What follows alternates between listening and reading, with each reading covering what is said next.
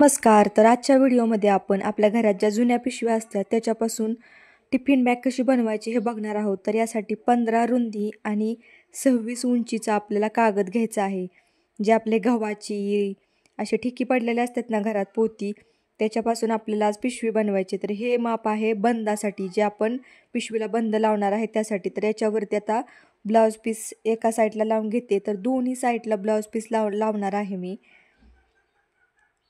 तरी एका पिशवीला एक ब्लाऊज पीस पुरेसा होतो, दोन्ही साईडला तो ब्लाऊज पीस पुरतो. तर पहिल्यांदा मी पाठीमागच्या साईडला ब्लाऊज पीस लावून घेते, नंतर समोरच्याही साईडला लावणार आहे. तर एक पदरी ते पिशवीचं आपण कापड घेणार आहोत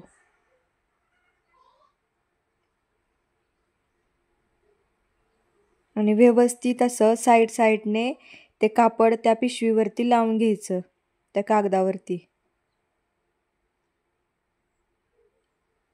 तर हे बघा, इथं मी डबल फोल्ड करून घेतले. आणि आता काय करायचं, खालच्या साईडला जे कोपरे आहेत ना बंद बाजूला, तिथून आपल्याला 1.5 इंचावरती एक रेषा मारून घ्यायची, सरळ आणि आडवी. हे बघा, जसं मी व्हिडिओमध्ये दाखवते तसं. आणि कट करून घ्यायची ती जागा, 1.5 इंचावरती कट मारून घ्यायचे. हे बघा, ही सगळ्यात महत्त्वाची स्टेप आहे. तर इथं मी कट करून घेतले. तर आता वरच्या साईडला जिथं आपण बंद जोडणार आहोत ना, तर तिथं 2 इंचाचं कापड आपण लावणार आहोत, जेणेकरून ते आतली जी पिशवी आहे ती दिसणार नाही. तर पलटी करून ते कापड लावून घ्यायचं. तर तुम्ही अशा पिशव्या तुम्ही शेजारी तुमच्या असं विकू शकता. 60-70 रुपयाला तुम्ही त्यांच्याकडून कापड घेऊन तुम्ही अशा पिशव्या बनवून विकू शकता.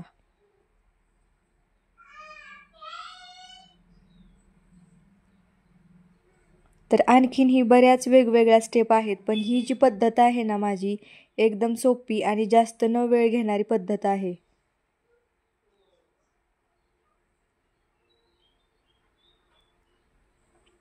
एकदम सविस्तर सांगण्याचा मी प्रयत्न केलेला आहे.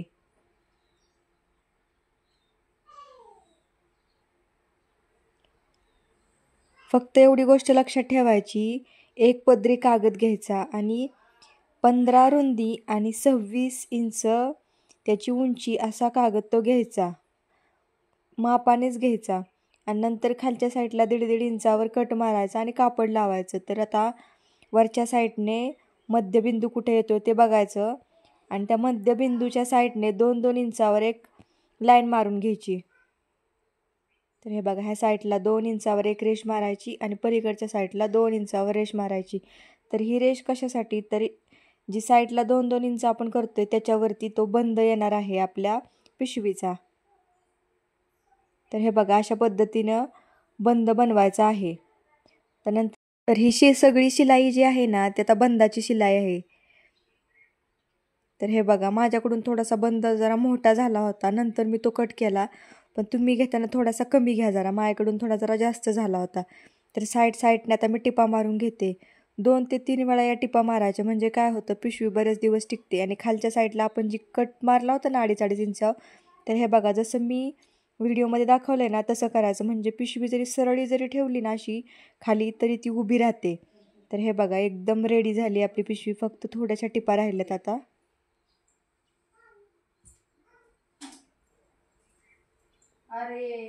तर पिशवी सरळ केल्यानंतर त्याच्या साईडने आपल्याला बाहेरनं टिपा मारून घ्यायच्यात. तर जसं मी दाखवते ना तसं साईडने टिपा मारून घ्या.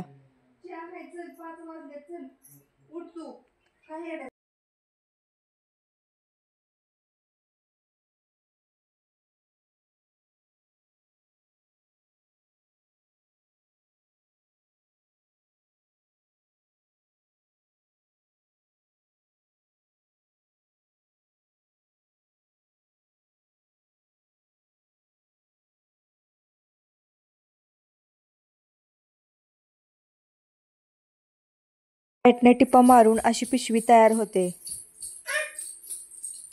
तर ही पद्धत तुम्हाला कशी वाटली मला कमेंटमध्ये नक्की सांगा आणि चॅनलला सबस्क्राईब करायला विसरू नका.